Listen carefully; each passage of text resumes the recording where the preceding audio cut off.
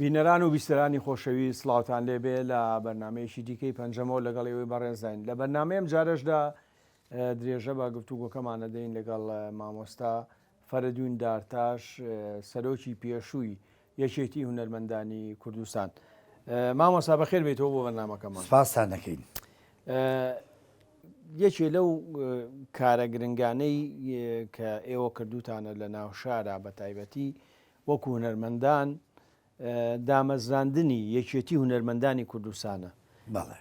سەرەتا ئەمێ بزانم یەکێتی هونەرمەندان پێش گفتوگۆی یەکێتی و حکوومەت دروست بوو یاخود لە سەروبەندی ئەو کاتەیە بوو دروست بوو، ساڵی چەند دروست بوو؟ لە ڕاستیە بیرۆکەی دروستبوونی یەکێتی هونەرمەندانی کوردستان لە ناو هونەرمەندەکانە مخۆ بوو کەوا ئێمە ڕێکخراوێکمان هەبێ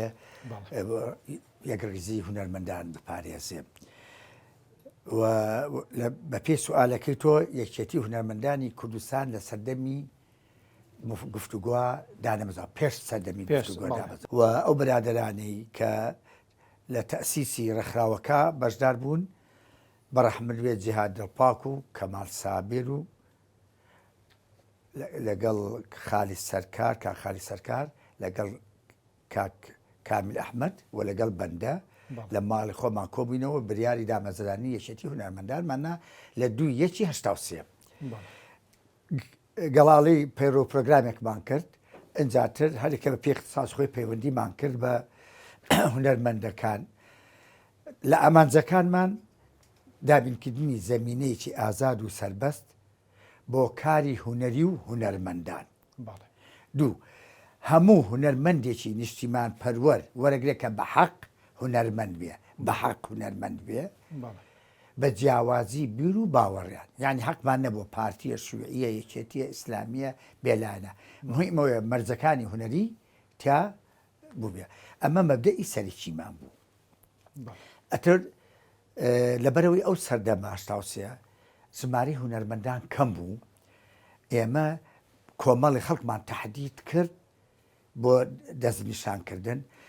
پەیوەندیمان بە هەچ کەسێکەوە کرد چ لە مۆسیقا چ لە شێوەکە چ لە شانۆ بە خۆشحاڵیەوە هاتنە ڕیزی ڕێکخراوەکەوە لە سەرەتا بە فەردی بوو پەیوەندیەکانمان بۆی خوانێک جیرانی شتێ پیا بوو لەو لەوە حەلەقەکە بچڕێ نەک کۆمەڵی خەڵک تووشی گرتن و ئەوانە بێ. دوای ئەوە پەیوەندیمان کرد بە هونەرمەندانی هەولێرەوە بە ڕەواندزەوە بە کەرکووکەوە بە دوهۆکەوە خۆشبەختانە لە هەموو شوێنەکان ئامادە باشیەکە بوو و وەکو لەوەڵەوە ئاماژەم پێکردمە بەسمان ئەوە بوو کە زۆر فراوان نەبێ بۆ ئەوەی یەکێتی هونەرمان وەکو دینەمۆیەک ئیش بکات لە ناو هونەرمەندانە و ئاڕاستامە ڕێکخراوێکی پیشەیی بوو ڕێکخراوێکی پیشەیی هونەری کۆمیتەی شاخیشمان هەبوو تقریبا نزیکەی 22 پێشمەرگە لە دەرەوە بوو کە هونەرمەند بوون لەوەی کۆمیتەی شاخیان دروست کرد لە کاتە ئەوانیش دروست بوون لە دوای ئەوەی کەیمە دروست زۆر کەس ئەوە بە هەڵە تێگاوە ئەزانێ یەکێتی هونەرمەندان لە شاخ دروستبووە یەکێتی هونەرمەندان بەنهێنی لە شاری سلێمانی ئەوەجار دامەزراوە دوایی لە کۆمیتەکانمان لە دروست کردووە و یەکێک لەو کۆمیتانە کۆمیتەی شاخ بوو کە کۆمیتەیەکی بەڕاستی چالاک بوو تیپی شەید کازانیان دروست کرد ئەو هەموو سرود و گۆرانیانە چەندین مەسلحەیان کرد لە شارۆچکە و لە دیهاتەکانی کوردستان چەندین پیشانگیان کرد هەتا پیشانگیان بۆ کرماشان و بۆ تاران یعنی ئەمانە هەموو چالاکی گەورە بوون گۆڤاری هۆران دەرکرد گۆڤاری ڕەنگاڵیان دەرکرد یەکێتی هونەرمەندان لە ڕێگەی کۆمیتەی شاخەوە کتێبی کێشەکانی هونەر و سەردەم کە کتێبێکی زۆر تەسقیفی بوو لە نووسینی وازام محەمەد حەسەن بوو چاپمان کرد باسنای ئەمان نەنووسی لەبەر ئەو سەردەما. مامۆسایەوە دانیشتنتان هەبوو لەگەڵ جەماعەتی شاخە یعنی یەکتریتانە بینی؟ بەڵێ من لەگەڵ کاکەمالە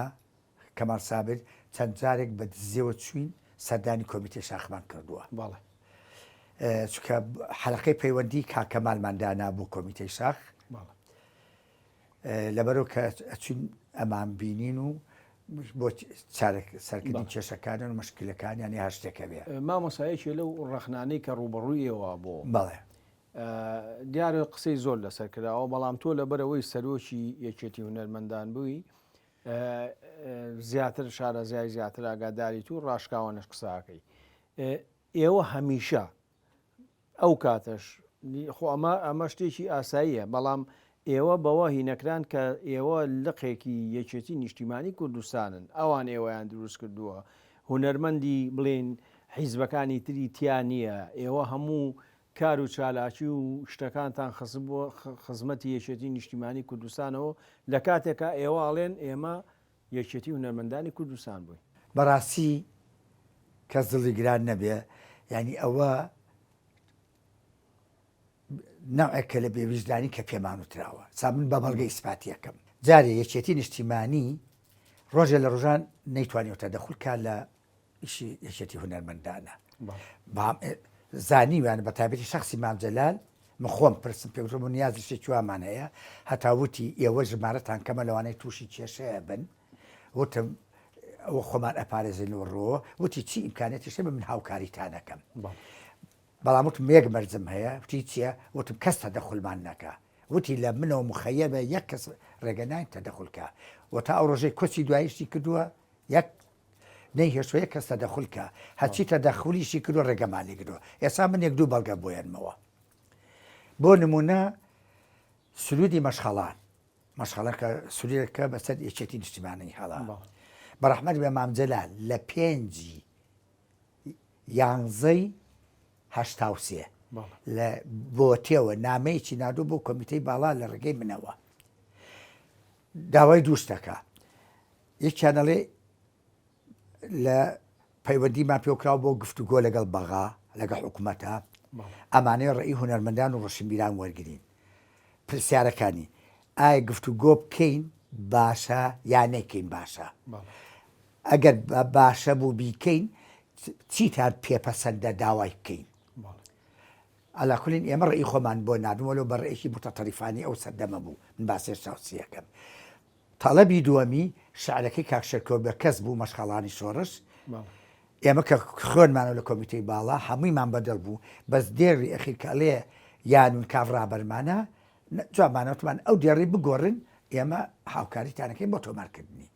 نەیانگۆڕی ئێمە وەکو یەکێتی هونەرمەندان نەمان کرد ئەگە ئێمە تابعی یەکێتی نیشتیمانی بین چۆن سکرتێری گشتی و یەکێتی تەکلیفمان لێەکە چۆن نایکەی وانی ئەمە بەڵگەیەک من مامۆستا پێشەوەی داوا لە ئێوە بکە مامۆستا ئەنوە قەرەداخی ئەو ئاوازەیدانە نابوو نا ئەو وەرزار بۆ ئێمە هاتووە یعنی لە پێشا پرس بە ئێوە کراوە ئێمە جوابمانەوە کە ناتوانین بەڵێ ئەنجاتر دوای ئەوە چۆن ئەو نامێش چووە من بە ڕەحمەت بێ لای کاگنۆشروام لە ئاوەژێ وتی ئەوە سەبەب چێوە سرودەتان نەکردووە خۆیەوە دەلیلە وتم وەڵای لەبەر ئەو دیارێ و دیارە بگۆڕن ئێمە مەناعەتمان نییە باسی نیشتیمان و ئازاتی پێشمەرگەکە ئەوە واجبی خۆ ئێمەیەکە مەدحیکەی وتی وەڵاهی ئەوە گەڕاوت وتی ئەو شعرە فڵان ئاگام لێ نەبووە بردوێتی خۆمەزانم چی لێەکەم ئەو برادێتی بۆ کوێ ئەو بردارەدا هاتوو بۆ سلێمانی بە ناوی یەشێتەوە یابووی مامۆستا ئەنۆر و تر مامۆستا ئەنۆرش کردوێتی خۆ کارێکی خراپی نەکردووە کردوێتی ئەو کردوێتی بام ئێمە و یەکێتی ئەنجا شتێکم بیرکەوتەوە کۆمیتەی شاخمان هەموو پێشمەرگەی یەکێتی بوون مامزەلات چوو پێوت ئەومان بۆ کە مەسوول ناکردبوو توی بۆ ناکرد توی ئێمە ئەمر یەکێتی هونەرمەندانمان هەیە مەسحی هیچ حیزبێک ناکرد ئەتەوە لەوە زیاتر پێشمەرگە بوون بەس خۆ لەسەرەوە ژوازام ژیران نەختێک نە ئەو جیرانەکە و عیلاقەی کاکدلێن و ئارەسی برای لەگەڵ کاگەر سەلام بایزە تێکچوو من حەبسان کرد نە ئەوە نەبوو لەسەر خلافێکی کە بوو ئەو من چوون بۆ نێوزەنگ بەڕاستی گلەیم زۆر کرد لە کاگنەوشیروان کەوشتە بووە ئەتر بەیەکەوە چین بۆ لای ئارسەلام بایز ئەو بانکە من چوون بەررابوون چکۆ بەڕاستی مامجەلا زۆری پێ ناخۆش بوو بەررابوون کاگنەوشیروان سەرزەنشتی ئەوەی نەکرد کە ئەو نەیکرد وتمەوە ڕێی ئێمەیە باڵە سەرزەنشتی نەکردین بەس وتی بۆ نایکەن وتم هەموو شارەکەمان بەدڵە هەموو برادران بەدڵیانە بەس یانون کافتوو کە ئێمە ڕخراوێکی سەر بەخۆین عیلاقەمان لەگەڵ هەموو لایەنەکان باشە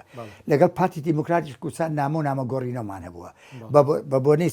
دامەزرانمان هەموو ساڵی پیرۆزباییان لێکردوین حزبی سۆشیالیست عینەشن لە دوای ڕاپەڕینەوە یا قوربان لە سەردەمیش باشە مامۆستا یەک ئەندامی پارتیم پێ بڵێ کە لەگەڵێەوە بووە محەممەد ڕزا ئەمین خوا ئەفریقا ئەندامێکێتی هونەرمەندان بووە سەرەتاش باشە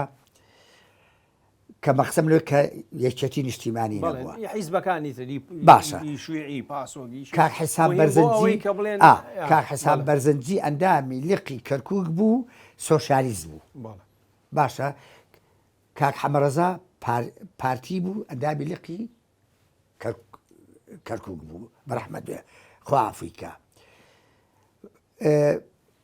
ئەوەی دووهۆک ناوەکەیم بیرچووەوە مەسئول پارتی بوو مەسئولی لقی دووهۆکمان بوو فەهمی باڵایی دواتر بوو بە مەسئولی لقی دووهۆک و یەکێتی نەبووە دوای بەدایان ئەنداممان هەبووی لە یەکێتی هونەرمەندە حەزێکیسا لە هەولێر فواد ئەحمەد بووە غازی غەفور بووە ئەمانە خۆی هیچیان یەکێتی نەبوون عەلی عەزیز بووە غەمجین فەرەج بووە کە ملەحینێکی چاکە مۆسیقێکی چاکە ئەکرەم سەعید بوو ئەمانە هەموو پارتیش ئەندامی یەکێتی هونەرمەندان بوون ئێمە ئەو فەرقانەمان نەکردووە بە سەراحەت هەیڵێم ئەی مامۆستا لەسەر ئەو سرودی مەشخەڵانەکە بەڵێ کاک شێرکۆ بێکەس عاجز نەبوو لێتان پێی ناخۆش نەبوو مەسەلەن شعری ئەوە و خۆی بە یعنی شاعیرێکی گەورەیە و ڕەمەزان بوو مامزێلان نادی بە سوێنمانە من و کاک جیاد و کاک کەمال سابر چوین مامزێلات زۆر ئیلحاحی کرد خوا ئەفریقا وتی بەڵکو ئەو سرودە ئێوە ئاوازم بۆ دانێن ئێوتمان ئەوە کاگەنوەر کردوێتی و لە ئێزگە بڵاو بۆتەوە و لەحنێکی باشە و فعلا لەحنەکە لەحنێکی باشە ئاوازێکی باشە تومان تازە ئەوە ڕۆییوە سپیوزەکە ئەمە بیکەین زۆر ئیسراری کرد بەڕاستی وتمان ئێمە ناتوانین بیکەین ئەتر بەڕاستی بوو بە دەمەقاڵێمان بوو بە دەمەقاڵێمان ئێمە هاتینە دەرەوە چونە لای یەکێتی نووسەران لە سووداش بوو لە وەختا حەمەی حەمە سەعید لێوە بوو حەمەی موکری بوو سەلاحی موحتەدیش لەوێ بوو حەمە سەعید حەسەن ببوورە برای حەمە فەریق مام جەلال و جەمال ئاغا هاتم بەرەو خوار من و کاک شێرکۆشیان لەگەڵا بوو بوورە کاک شێرکۆ و مام جەلال ئەچون بۆ ماڵی جەمال ئاغا بەڵێ دووبارە لوتمان بۆ بە لوتی ئەوان و لە بەردەمی یەکێتی نووسەرانە کاک شێرکۆ وتی کاک فەریدون ینی یەکێتی ئەوە ناهێنێ ئێوە سرودێکی بەسەرا هەڵبن لەوە لە بەردەمی مام جەلالە مام جەلالیش تووڕە بووە عەسەبی بووە وتم کاک شێرکۆ تۆ باسیەوە کە من ئەندامی کۆمەڵم ئەگەر لێەوە کلاشکۆفێ بێ من ئەسمە بەری من بکوژێم بەڵام مام جەلال پێویستە بمێنێ ئەسمە بەری بەڵام تۆ ئەو دیێڕە بۆ ناگۆڕ ئێمە نامانێ مەتحی هیچ حیزبێ بکەین نەحمەتی پارتیەکەی نەمەتی یەکێتیەکەی نەسۆسیالیستەکەی بەڵام لەسەر پێشمەرگە لەسەر شەهید لەسەر وڵات لەسەر نیشتیمان لەسەر خەبات لەسەر چی ئەهێنن ئێمە ئامادەین بیکەین یەکێتیەوە ناهێنێ تەسحیبوە بێت على كل مام جەلال ڕقیشی هەستا شکاتێک نەبوو بابا خۆشکات بوو چۆن ئەی لە بە چای مام جەلال یەکێتیەوە ناهێنێ ئێوە سرودێکی بۆ بکەن ئەتر مام جەلال وتی کاک شێرکۆ با بڕۆین وتی فەریدون هەتا ڕێز سەری لوتمەیە لە بەردەحرەوەم لەبیر ناچێتەوە مام جەلال وتی بە منیوە بەڵێ هەزار ڕەحمەتی لەبێت دوای داوەتی بانگیشی کردم و ئاشتیشی کردم و داوەتیشی بۆ کردین مام جەلال تووڕە بوو بەڵام دوایی کە ئەو کەسەکەی ئاژ نەکردەوە بەهەرحاڵ ئێمە مەقسەم چییە ئەگە یەکێتی هونەرمەندان تابعی یەکێتی نیشتیمانی بێ چۆن مەدحی ناکاسە مامۆستا بە دیوێکی ترا من ئەوەش بیستووە کە تۆ ئەڵێن لەبەرەوەی جۆرە ناکۆچیەک لە بینی تۆ و مامۆستا ئەنوە قەرەداخیە هەبووە لەبەرەوەی ئەو کردوێتی تۆ نەدویستوە جارێکی تر ئەو شتە تازەکەی تۆ شتی وا هەیە کاکە کاوەجیان منطقی خۆی هەیە یەکەم لە 5 مامزە لە نامەکەی نادۆ بۆ ئێمە بۆ کەس نەچووە دوای ئەوە چۆ بۆ کاگەنوەر باش ئەگە ئەوە وایە ئەگەر وایە خۆسرودەکە بڵاو بووە و لە ئێزگەژ لێیرا و لە 84 مامجلال بۆ ئێمە کۆکاتەوە بەڵکو بۆم لە حەنکەنەوە من لە حەنەکەی کاگەنوەرم ناوێ بۆ ئەو بە ئێماڵێ من پێم ناخۆشە بەڕاستی خۆ ئاوازێکی زۆر چاکە من ڕێزم هەیە بۆ کاگەنوەر تێگەی بەس خۆ منطق ئەی باشە گەر ئەوەندە باشە و چاکە بۆچی مامجەلالەی ود ئیلا بێ حەزەکەمەوە زاوەتوانن بەڕەحمەت کۆچی دوایی کردووە لە خۆیتان پرسیایە منەوە ناتۆم ئەو لەماوە بڵم بۆچی ئەوە ڕەفزەکە هەچەنە دوایی لە ڕقاوتر خۆتەقدیری کاگەنوەریشی زۆر کرد و مەدحیشیە کرد و حەق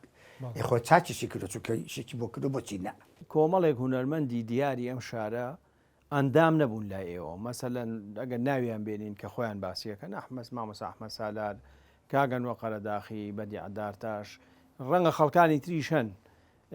هۆکاری ئەمە چییە ئێوە پرستان بەمانە نەکرد حسابتان بۆ نەکردن لەبەرەوەی بیر و باوەڕی تریان هەبوو لیان نەترسان هۆکارێک هەبوو کە ئەمان نەهاتنە ناو یەکێتی هونەرمەندانی کوردستانەوە لە کاتێک ئەوان خەڵکانی دیاری ئەم شارەن و خۆت باشزانانی کاکەوە جان من لە پێشەوە ئاماژەم کرد ئێمە خۆمان وەکو بەرنامە واماندا نابوو کە کەمترین کەس وەرگین بەس وەکو دینەمۆیەک ئاراستەی هونەرمەندان کە لە ڕێگەی تیپەکانەوە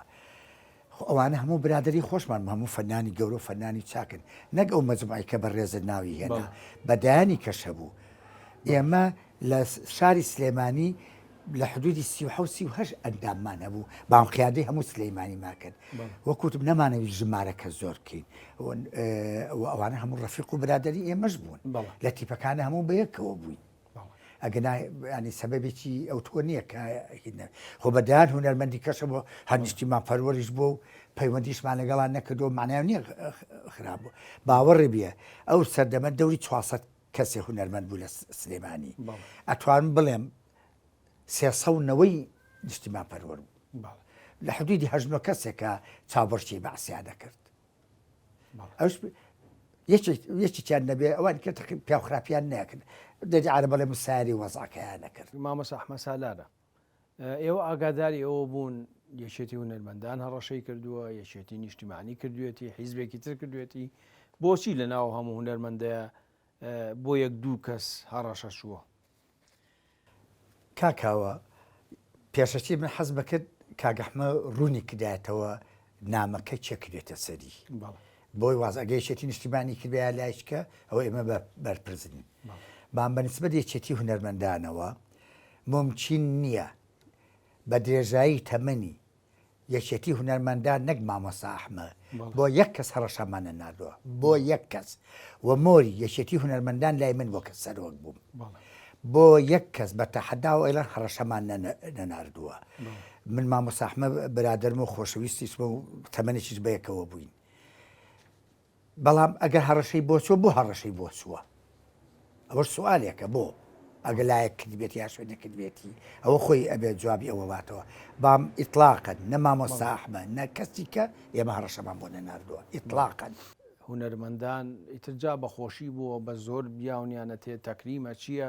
حیزبی بەعز کۆمەڵێک هونەرمەندی خەڵات کردووە مەسەن سیارەیان ناونەتێ تەلەڤیزۆنیان ناونەتێ نازانم ڕەنگە موچەی زیادەیان نابنێ ئێوە هیچ مستەفید بوون لەو شتانە یاخۆت ئاگادارن کە ئەو خەڵکانەی تەکریمەکران ینی کەس هەبووە ڕەتیکاتەوە بڵێ من ئەم خەڵاتی حیزبی بەعز وەرناگرم جا بە بەهەج بەهانەیەکەوە بێ وەڵاهی تەمان لە سەرەتا کۆمەڵی خەڵک تەکریب کرا هەبوو ئۆتۆمبیل هەبوو پارە ئەوانە خۆ معنایەوە نییە ئەوانە ڕەنگە هەر ئاگاشی لێ نەبوو ناوی نووسرا و هونەرمەندێکی دیارە و ناوی نووسرا و تەکریم کراوە یارمەتی تراوە بەڵام چەند ساڵێک دوای ئەوە محەممەد ئەمین ئەحمەد ئەمینی ئامی سەقافە شەباب بوو هاتووە بۆ سلەیمانی لە سەقافۆ جەماهیری ئەو وەختە کە پیانەوت لەوێ دانیشت بوو لەگەڵ نوێنەرێکی حزبی بەعسا کە بە تەما بوون 28 کەس تەکریم کرد لە سلەیمانی 28 کەس تەمان ئێمە ئەو معلوماتەمان بە سەراحەت دێڵم ئەو وەختە مدیری ئەو دائیرەیە دۆستی من بوو پێیوتم بۆ شتێکی وا هەیە من خێرا برادرانم ئاگادار کردەوە بە ناوی یەکێتی هونەرمەندان و تعمیمێکمان بڵاو کردەوە کە کەس ئەو ڕێزلێنانە وەرنەگرێ و تەکریمە وەرنەگرێ ئەنجا چیان کرد یەکێکە ئانار بە شوێن خەڵکە ئانار بە شوێن فڵان کەسە ئەوە تۆ ئۆتۆمبیلە ئیراوە بەهدەی وڵامە زۆر زۆر سپاس ئۆتۆمبیلم هەیە و نامێ و علاکوونین یەک کەس وەری نەگرت لەو 28 کەسە ئەوە داواکاری بوو یا هەڕەشە و لێتان کردن مامۆستا خۆ با بە هونەرمەندەکان زۆربیان ماوەن وتومانە ئەمە بۆ شێوانی ئێوەیە بۆ دەسەمۆکردنی ئێوەیە ئێمە پێمان چاکە کەس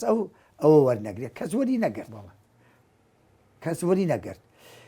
هەش بۆ چۆ خۆی ڕزای کردو و تێتی باشە بۆ ئێمە داخڵ ناکەنەوە تیانە با بەەوە چەند جارێک یارمەتی راون تکریم کراون پێویست ناکەم و جارێک خەڵکی باشە بووە بەڵێ هەبووە چۆ بۆ لای دوو کەس سێ کەس چوون بۆ لای وتیانە ئەو بۆ ئێمە لەو هەموو خەڵکە ئێمە بانگ نەکراوین تێدەخەیەوە پێشتر تەکریم کراون و خۆ پێویست ناکەم و جارێ هەر تەکریم کرێنەوە مامۆستا زۆر جار باسی هەڵبەتە من نامەوێت بەڕاستی بەراوردی هونەرمەندەکان و مەسەلەن جاش و فڵان و فیسار بکەم بەڵام ئەمە گلەیی خەڵکە هەندێک جار خەڵک گەڵێ ئەوانەی کە خزمەتی باسییان کردو و فڵانیان کردووە دوایی لە دوای ڕاپەڕین زۆر مستەفید بوون و تەنانە دێسە لە خەڵکی تریش لە پێشن ئەوە لە ناو هونەرمەندانی شێوایە جارێ ناو هونەرمەندانە ئێمە ئەو توانایمان نەبوو خەڵک زۆر مستەفیدی بێ باوەڕ بکە ئێمە ئەندامانی کۆمیتی باڵێ ئەندامانی ئەنجومەنی باڵە ئەوە هەموو برادران مەوجودن 18 کەس بووین مانگی 30 دینارمان وەرەگرت بۆ هاتوو چۆ بە دوای ڕاپەڕی یەک کەسمان وینە لە ڕێگەی ئێمەوە مەبەستم خەڵک هەیە کە مەسەلەن خزمەتی باسی کردی بێ هونەرمەندەکان بەڵام ئێستا لە شوێنی بەرزوو باڵا بێت و باسی کوردایەتی شتی وا بکە بۆ نییە هەیە مستەفیدە ئەو سەردەر مەش مستەفید بۆ ئێستاش ئەوە پەیوەندی هەیە بە دووشتەوە یەک لایەنە سیاسەکە کە بێ فەرقی بینی خەڵکی بە هەڵوێست و پاک بکە لەگەڵ کەسێکی کە خزمەتی باسی کردووە دوم هونەرمەندەکەش خۆی ئەبێ ئەو کبریایی هەبێ کە ئەو هەڵوێستەی هەبێ چۆن ڕوویەتێ ئەو شتەشەکان جارێکی تر وەلو ئینسان لە خراپەوە بڕوا بەرەو چاکە هەرقەی ناکات باشە لە خراپەوە بڕوا بۆ چاکە بێتەوە ریزی میلەت قیچێکە دوای بەرەی کوردستانی لە ڕاپەڕینە پێش ڕاپەڕین فەرمانێکی دەرکرد ئەوانەی جارج بنەوانی مستەشار بنەوانی خەڵکیان کوشتۆ ئافی بۆ دەرکردن خۆ هونەرمەندێکی ئیشێکیشی کردوێ بۆ بەعەس خەڵکی نەکوش و جەریمەی نەکردووە جەریمەی قورس قیچێکە زۆر باشە مامۆستا پشوێگەین و درێژە بە قسەکانمان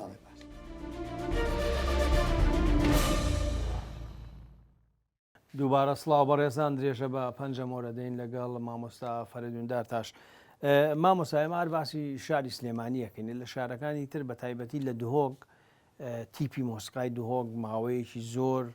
دەنگدانەوەیکی باشیان هەبوو لە ناو خەڵکە خەڵک گۆرانی تازە هات ئەویش لەسەر دەستی مامۆستا دڵشاد ئەو چۆن بۆ ئەڵێن ئەوەی ڕاستەکەڵێن سەدام حوسێن بە شەخسی بانگی کردووە و گوایە سوزانم هەدیە یاوەتێ و خەڵاتی کردووە و ئەمانە ئێوە نزیکن لە یەکتری لەو باوەڕێیان ئاگاداری مێژوەکە هەبی مامۆستا دڵشاد محەممەد سەعید یەکێکە لە هونەرمەندە گەورەکانی کورد بەڕاستی عازف کەمانێکی ئێزار متەمەکینە یعنی ئەو تەکنیکە و ئەو توانایی ئەو هەیەی بەڕاستی کەم هونەرمەند هەیبوو دوایەوە دهۆک و کوردیش قەرزاری مامۆستا دڵشادە لەو پێشتر لە میهرەجانەکانە دهۆگەها بە عەرەبی شتیان تەقدیمە کرد شی کورد و ئەساڵەتیان هەر نەبوو مامۆستا دڵشاد تیپێکی جوانی دهۆکی دروست کرد تیپی مۆسیقای دهۆک ئەنجا ئەو هەموو گۆرانی جوانە فۆرکۆلێرانی دهۆک زیندوو کردەوە یعنی دهۆکی لە بارێکەوە بر بە بارێکی تر وە گۆڕانکارێکی نەوعی لە گۆرانی مۆسیقای کوریا لە دەبادینان دروست کرد کاک دڵشاد فەزلێکی ئەجگار گەورەی هەیە لە بادینانە جگە لەوەش مەسەلەوەی کەڵن گوایە سەدام هینی تەکریمی کردو نازام چی ئەو مەوزوع ئاوانە سەدام لە ئۆجایە بێ لە لای تکریت سەری تەلەڤیزیۆنەکە لەو کاتە قەناتەکەی بەغا عەسفەکانی دڵشاد لیاخە عەسفی تەنیایی هەبوو کەمانچەی لیا زۆر معجەبێ بێ سەدام ئەڵێ ئەمە چێیە تەواهینەکە لەنەرمە کوڕەکە لە دهۆکە و ناوی دڵشادە ئەڵێ بۆم بنێرمە شوێنە بیبینم دڵشاد ئەندامی یەکێتی هونەرمەندان بوو لە دهۆک ترسا پەیوەندیشتی کردوتی شێکی وا هەیە وتمان بچۆ مادەم بۆ ئاوەڕ نادویان مەترسەوە هیچ نییە چوو بۆ سەدام بینی بووی وتی من زۆر معجب بووم تۆ عەسفێکی زۆر جوانە کردەوە ناشتانە و چی دەوێ بۆ بکەم ئەسوتی وەڵا ئەمەیە بڕۆم خوێندنەکەم تەواو خەریجی مەحەدی فنون جەمیلی بەغا بوو وتی ئەمەیە بڕۆم خوێندنەکەم تەواو بکەم وتی لەسەر مەسلەفی حکومە بڕۆ ئیفاد بە چوو لە لەندەن دکتۆرەکەی تەواوکە خوێندنەکەی تەواو کرد بۆ هەمووی منی بۆ منی جێڕاوەتەوە من دیفاعی لێ ناکەم بەزەوە حەقیقەتەکەیەتی پیاوێکی پاک پیاوێکی فەنانێکی گەورە دڵسۆز بۆ فەنی کوردی لە هەموو شوێنێک دەوری خۆیە بینە بەو شێوەیە کە جەناب بێ زەبەت ئاوایە ئەجا ئەوەیە لەو سەردەمە هەست کەسێ حکومت بیناردایە ئەنوو بۆ بە بەعسیان نازانم چی شتەکە وا بوو زۆر باشە مامۆستا مەرحەلەیەکی تر هەیە گفتوگۆی نێوان یەکێتی و حکوومەتی عراقی یەکێتی تۆ باسی ئەوت کرد مامجەلال نامەی نووسی بوو کە بە شێوەیەک ینی ئێوە هەڵوێستان چییە یاخود چی بکەین داوای ڕێی ئێمە داوای ڕێی ئێوەی کردبوو ئێوە ڕێیتان چی بوو لەسەر گفتوگۆ پێتان باش بوو پێتان خراپ بوو بەڕاستی ئێمە پێمان چاک بوو ئەگەر گفتوگۆ بکرێ بەڵام بەم مەرجانەی خوارەوە ئەگەر ڕاستی دەوێ ئێمە ئەو وەختە زۆر توم بووین وەمان نەزانی سەدام بە چۆ کاکەوتووە و ئێمە کورچی بڵێ ئەوەڵێ باشە من باسی سەردەمی هێشتا و سێەکەم ئەو نامەکەی بەڕێز مامجەلال لە 5/11 هێشتا و سێ بوو کە نردی بۆ ئێمە لە بۆ تێوە ئێمە کۆمەڵشتی قورسمان داوا کرد بە زۆرتمان ئەگە بەعز ئەو شتانە بکە گفتوگۆمان پێ باشە تەمەن ئەو گفتوگۆیش بەڕەحمەت بێ عەبدوڕەحمان قاسمەوە دەوری هەبوو لەو مەسەلەیە وەسیت ئەو بۆ لە ڕێگەی ئەوە کراوە تۆ بوو کە دوایی کە خەڵگەڵی 84 مفاوزە بووە لە ئەسڵا 83ەیە وە چوونی بەڕێز مامجەلال و وەفدەکەی کە ملازم عومەر و فەرین عەبدولقادر و مەلا بەختیار و ئەمانە کە چوون هەموو لە ناوەڕاستی مانگی 11 ڕۆشتون چکە بۆ من و کاکامیل ئەحمەد و خالی سەرکار کە چوون بۆ زیخان بۆ لای مامجەلالەوە لە گفتوگۆ هاتبووە 21/12 ئەوان لە گفتوگۆ هاتبوونەوە مەرجەکانی ئێوە چی بوو مامۆستا وەڵ ئەمانوە لە حقوقی سەقافیەوە لە حقوقی نەتەوەییەوە کەرکووک و قەزاکانی کە هەموو بێتەوە سەر کوردستان و مەعسکەران لە کوردستانە نەمێنە ڕەبایە لە هیچ شوێنێک نەمێ یعنی ئەو شتانە ینی زۆرسی کە قورس بوو قورس یانی لە هیچ گفتوگۆیەکاوە نەکراوە علاقنەوە بۆ ئەوان چون بۆ گفتوگۆکە مەسەلەی لە 21/12 کە ئێمە چوین لەوێ کاگنۆشیروان و مامجەلال بوو هەردووشان بەڕەحمەت بن سەرکۆی بە کەس لەوێ بوو سعیناکان بەڕەحمەت دەویش لەوێ بوو سەهوم دەکردێ وابزان مستەفا ساڵح کەریمیش ئێمە و کێچەتی هونەرمەندان پێشنیارێکمان کرد تەمەەن قتراحەکانی من وتم ئێوە ساڵی گفتوگۆوان لەگەڵ حکوومەتە وە خەڵک ڕووی کردوەتە ئێوە وە وەزعێکی کاتوەتە پێشەوە ئێمە پێشنیاری ئەوەکەین مبادرەکە لە یەکێتی نیشتیمانیەوە بێ دەست درێژکەن بۆ بەری جووت بۆ ئاژبوونەوەی گشتی بۆی کوردێک ریز بێ بە هەموو لایەنەکان بەیەکەوە گفتوگۆ بکرێ لەگەڵ بەغا موقفەکە بەخۆ درەبێ من بۆ موێژوو ئەیلێم داخەکەمەوانی کە باسم کرد سەری و ڕێکەوتە هیچ شیان نەماون بەس ئەلحەمدوللا کاکامیل و کاخالی سەرکار ماوە زۆر بەخۆشیەوە کاگدە سواتم مام جەلال پێژیانێکی زۆر معقولە ئێمە پشتگیری ئەەکەی بەس چەند ڕۆژێکمان لێ بۆسن کۆبنەوەی مەکتەبی سیاسیەکەی لە مەکتەبی سیاسی تەرحیەکەی لە ڕۆژی 25 دوازە یعنی 4 ڕۆژ دوای ئەوە نامەیەکی مەکتەبی سیاسی هات بۆ من کە ئەڵێ پێشنیارەکەتان قوبول کرا دەست بەکار بن ئەتر کۆمەڵی ئەدیب و فەنان بەز من بووم کۆمەڵی ئەدیب و ئەوانە دابەش بووین قسمێکمان چوین بۆ کەرکک و بەغا و باعقوبە و تووسڵمات و پەیوەندیمان بە کەسایەتی و بە ئەدیب و بە فەنان و ئەوانەوە کرد و قسمێکیشمان لە هەولێر و دوهۆک بۆی تەهیەیەکی نەفسی لە ناو خەڵکا دروستکەین و لە ڕێگەی ئەوانشەوە بۆ حیزبەکانی بەرەی جوود کە مەحاولێکی وایە ڕاستە خۆ لەگەڵ حیزبەکاندا نەنیشتن سا باسیەکەین یەکەم جارمان چوینە کەرەجاڵ جا باسیەوەمان کرد کە ئەوەڵجار لە چۆوە دەست پێ بکەین اقتراحەکەی هەمومان ئەوە بوو کە ئەوەڵجار لە ڕێگەی حیزبی شیوعیەوە دەست پێ بکەین من و حەمەی موکری و حەمەی حەمە باقی و خوای چیت کرد بوو پیر بووینە گەشتمانە بیستەوە قەیناکە چوین بۆ کەرەجاڵ لە پشتی ئەحماوە ڕۆی چوین لەوێ مەلا ئەحمەی بانی خێڵانی لێ بوو خوافریکە جەلال جەوهەر بوو بەهادی نووری خوافریکە جەوهەر یا جەلال دەباخ ببوورە جەلال دەباخ ببوورە جەلال دەباخ بەڕەحمەی بەهادی نووری دەست بەسەر بوو لەوێ هەتا پێشەوەی بچین کاکمەلا بەختیار بە حادیسەی چۆتمبێل برینار بوو من چوون بۆ سەردانی منی بردە دەرەوە وتی نامەیەکم هەیە ئەتوانی بیگەێنیتە لای کاک بەهادین تۆ ئەڕێ بۆ ئەوێ وتم باشە و ئەتر دوایی نامەکەی نابە من نازانم ئەو چۆنی ناردووە بە هەر حاڵ لەگەڵ شەو لەگەڵ ئەحمەد بانی خێڵانی و جەلال جەوهەر دەستمان کرد بە قسەکردن خۆ عەفوی کاک ئەحمەد زۆر ڕق بوو ئەی و پێویستەیە چێتی بەیان دەرکا و کە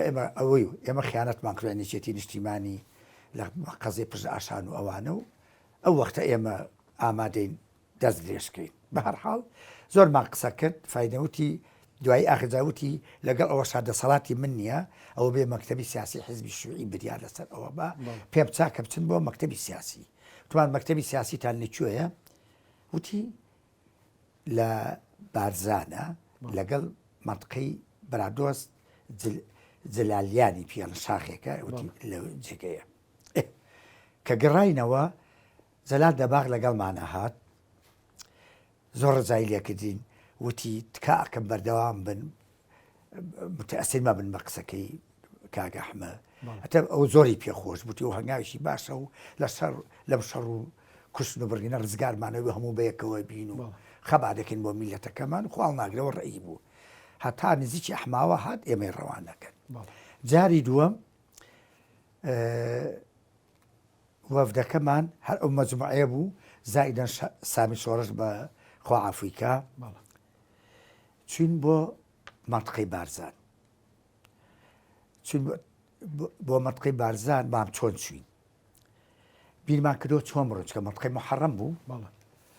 لە خەلان و ئەوانەوە تا هەمووی منطقەی محەڕەم و عایدی پێشمەرگە بوو پێشمەرگەی بەری جوور بڵین من وتم برادێکم هەیە فەنانە لە ڕەواندز مامۆستا ئازرار مەسئولی کۆمیتەی یەکێتی هونەرمەندانیش بوو لە ڕەواندز وتم ئەو خەڵگە ناسیە و شخصێتێکی بەقوتە و یارمەتیمانە وڵات چوین شەو لە ماڵی ئەوژماینەوە بەدزیەوە لەبەرەوەی ئەو کەسەوە نەبێ کەواتە خۆتان گەیانە مەکتەبی سیاسی بەڵێ چوین بەڵێ ئەو بۆی تەرتیبکەین چوین لەوێ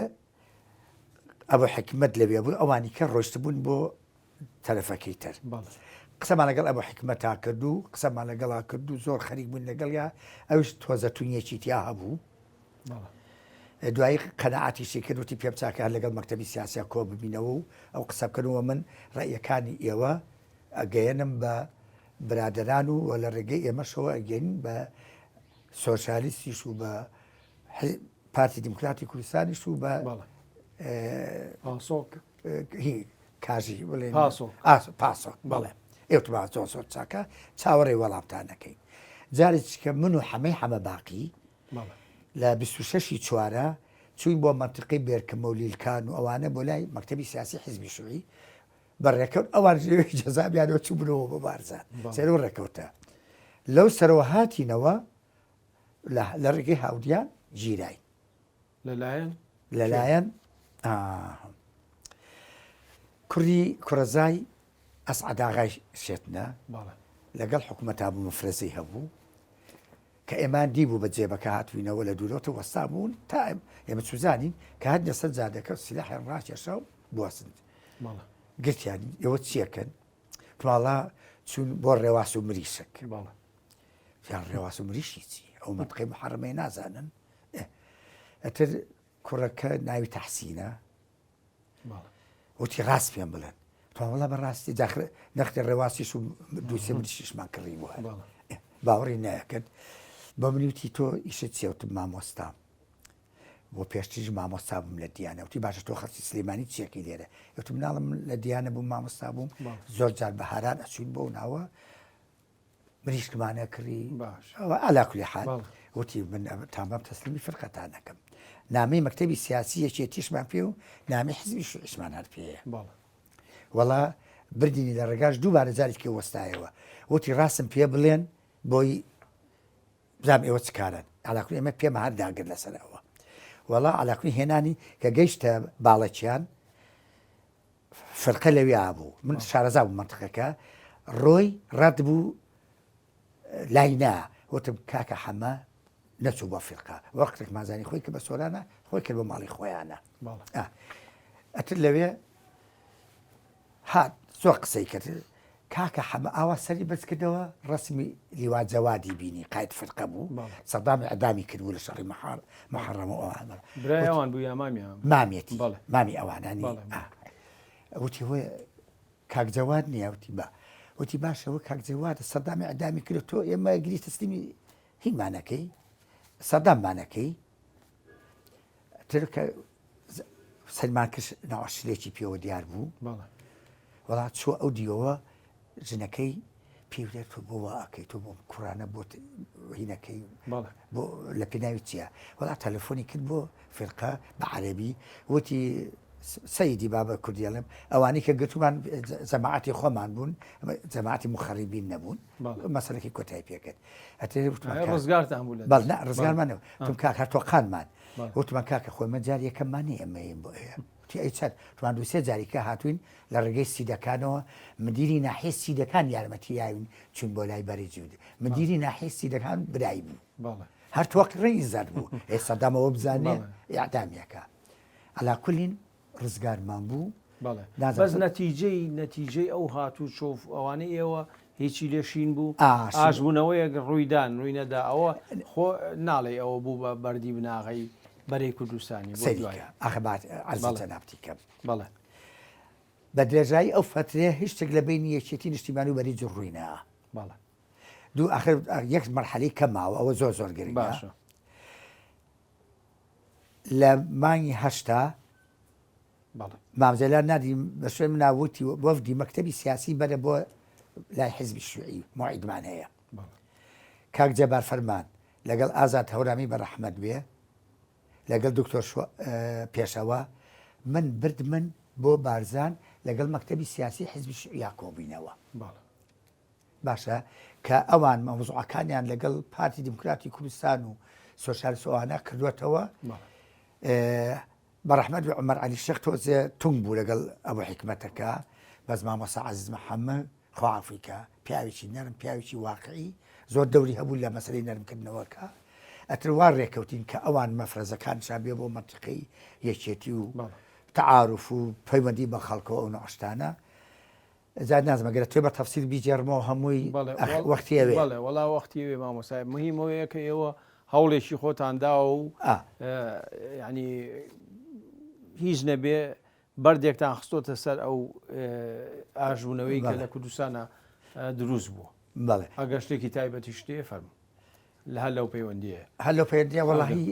بۆکو عرزم کرد ینی ئەجوئاکە هێمن بووەوە تەوە بۆ دوایی ئێران تەدەخلی کرد و بەهۆی مامجلال و کاگدریسەوە بەری کوردستانی ئەلان کرا و هەموو شتەکان کۆتایی هەر الحەمدلله. بەڵێ باشە جەناب زۆر جار لەگەڵ مامجلال لە دانیشتی بە تایبەتی لە کاتی گفتوگۆکەیە و هەتا کۆتاییەکەیشی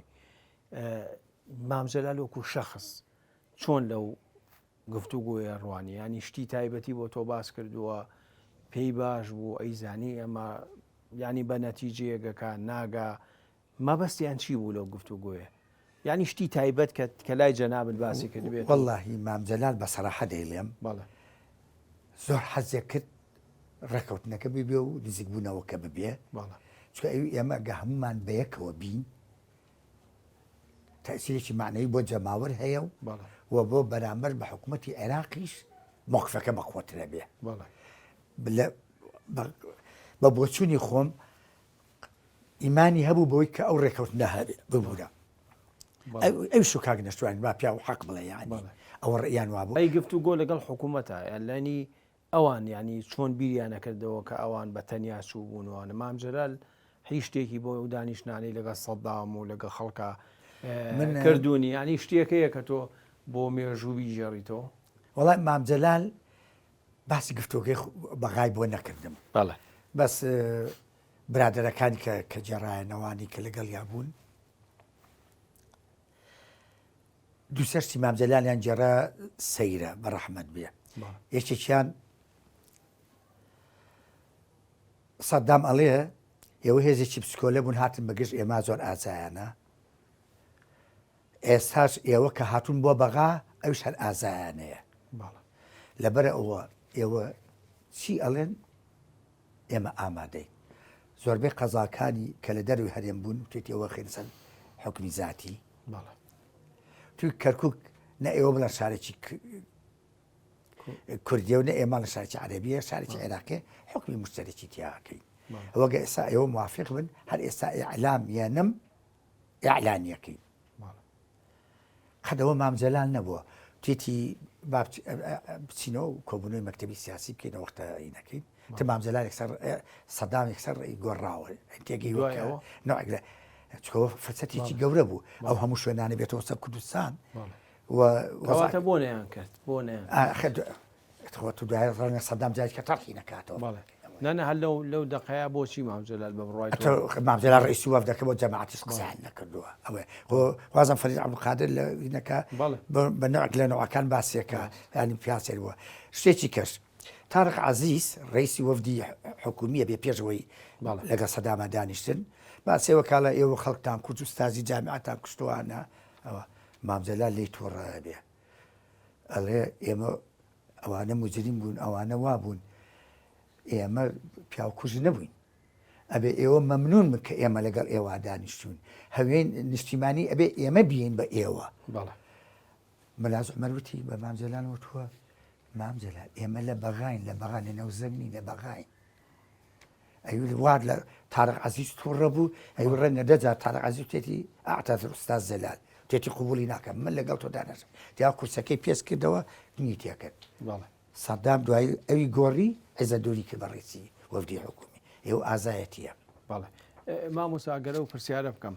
بۆچی نەگەشتنە نەتیجە بە بڕوای تۆ هۆکار چی بوو دوای خۆ بەعەس لە ئەسڵە لە نیەتە ئەوە نەبوو هەموو شتەکانی کورد جێبەجێ بکە ڕاست ئەو دقەیە سەدام وای وتووە وە ڕەنگە ئەو دقەیە بەیانەکەشی دەرکردایە ئەوە چۆن 11 ئازار بوو بە تەریخ ڕۆژە بوو بە تەریخی چیکە بەڵام بە تۆ بوو نازم قەدەوە مامجلال نەبوو ئەوەی کرد دوایەوەش تەتەڕوفی پێشمەرگە ناو شارەکان و تعداکردن لە ئەسکەر و لە سەیتەرەکان و جۆنیان بە بازەیە قیەمی گفتوگۆ کە ئاشتێ بێ پارێزرێ ئەمانە وردە هینی کرد بەڵام مەسەلەن بەڕێی مامجلال من ڕێی مامجلالی پیاڕم لەما مامجلال حەزێک کرد هیچیش نەبێ ئەو هودنەیە بەردەوام بێ بۆ ئەوی ئێستا کوردستان ئارامە خواردن و زەخیر و هەموو شتێ بۆ هەموو جیهاتەکانە ڕوە پێشمەرگە ئیسلاحەتی کردووە وتی ئێران و عێراق 4 ساڵە پەلاماری یەکەیان یەکتری ئەکوژن بۆ نەسە ئاوای بمن تی ئەم دوو گورگە با بزانین چی وەختە کلکەکانیان ئەمێنێتەوە ئەو وەختە ئێمە بۆ کوردستانی خۆمان تووشی شەڕکەینەوە جارێککە وێران بێتەوە مانعیلم سەدام هەڕەشەشی کردبوو وتوی ئەم جارە لەگەڵ ئێرانە تەعاون کردن زدی ئێمە هەموو کوردستان وێرانەکەین ئەو هەڕەشەشی بردە سەر ئەنفالی کرد پێی وتبوون سەدام پێوتی یارمەتی ئێران بن و زدی ئێمە یەک دێمە لە کوردستان ناهێڵین بۆ واکرد ئەوی بەڵام بڕۆ مەسەر تەلەڤیزیۆن بڕۆم لە ئیزاع ئەو ئەمە بڵێن خەڵگەڵێ ئەو تەسلیمی حکوومەت بوو بەڵێ بەس مامۆستا ئەمەی کە بەوشی من جاری تریژە قسەیم بیستووە ئەمە ڕەوایەتی دان نییە بەو ئیشانی سەدام کردوێتی یعنی ئێواڵێنە سەدام پێی وتونێ کەواتە خەڵەتی خۆمان بووە کاکە ینی وەزعیان خڵقان خەڵک بەڵێ شەڕەکە بوو بە حتمی ئەبێ بیکی ئحراز بوو ئەمان ئەگە نامام جەلا ڕێی ئەو نەبوو شەڕ دەست پێ بکاتەوە نەگۆکو تەسلیم بخوانە کرد ناخە بەڕاستیانی پیا بە وجدان قسە بکە بەس ئەویش ئەو هودنەیە بەردەوام بێ کوردستان ئیسلاحات کە ئەم دوو حکوومەتە پەلاماریەکیان ناوە ئێمە بۆ ببین بە سوتەمەنی و شەڕە کوردستان با پارێزراو بێ وە فعلەنەوە ماوەی کوردستان پارێزراو بوو شەڕ لە کوردستان نەکرا نە ئێرانی کرد نە عێراقی کرد هەیە فکرەکەی زۆر تەواو بوو و من مەمنونی کاگنۆشیروان و مام جەلالیشتم کە وەختە قەراری شۆڕشیان شەڕ دەست بکاتەوە 15 مان نادیان بەشون من و کاک شێرکۆوە شێرکۆ بێکەس وتیان وەرنە دەرەوە چووکە حەڤەی مان ئێمە بەیان دەرەکەین گفتوگۆ ئەوەستێنی من و کاک شێرکۆ چوینە سورداش کاگنۆشیروانم لازمەر لەوێ بوون تێوە قەرارمانە و لەبەرەوە ئێوە دیار بوون وتمان با تووشی بەڵان نەبن بۆی وتمان وەرنە دەرەوە باشە مامۆستا ئێمە ناچارم لێرە ئەم کۆتایی بەم بەرنامەیە ژێنم بەڵام باسی ئەو دیداری ئێوەکەین کاک شێرکۆ چووە دەرەوە بەڵام تۆ لە ناو شار مایتەوە بینەران و بیسەرانی خۆشەویست بەم شێواتی نەکۆتایی ئەڵلقەیەم جارەمان پێکەوە پرۆمۆی ئەڵلقەی داهات و دەبینین و بەخواتان نەسپێرم کێشکاتی لێکردی ئەترافیان لەسەر کردی کاک مەسعود بن نەسوای وت کوڕەکەیە فەریدون دارتاش فەنانە بەکو ئەو بەرپێگی سەدام قەڵەمەکەی دەرهێنایە بە مێزەکە وتی باچل فەریدون بن مامجەلال ئەندامێکی مەکتەبی سیاسی نارد ئەڵێ هەموو جارێ ئێمە لەسەر کەرکوو شەرمان کردێتەوە ئەم جارێ لەسەر هونەرمەندان شەڕ عینەن پارتی وێشێتی چۆن دەسەڵاتیاندا بەش کرد 50 ئێوە ژواتانەکرد وەڤدمان چۆ بۆ مەکتەبی سیاسی یەکێتی بۆ مەکتەبی سیاسی پارتی بۆ مەستی سەلاحەدین کە بێ هەچی چۆنە بێ ئەو شەڕە کۆتایی بێ تیدە لە تۆمانەوێ ئەبێ لەحنێ بکەی بەسەر سەئیدی ڕەئیسا بۆ یۆم المحافەزە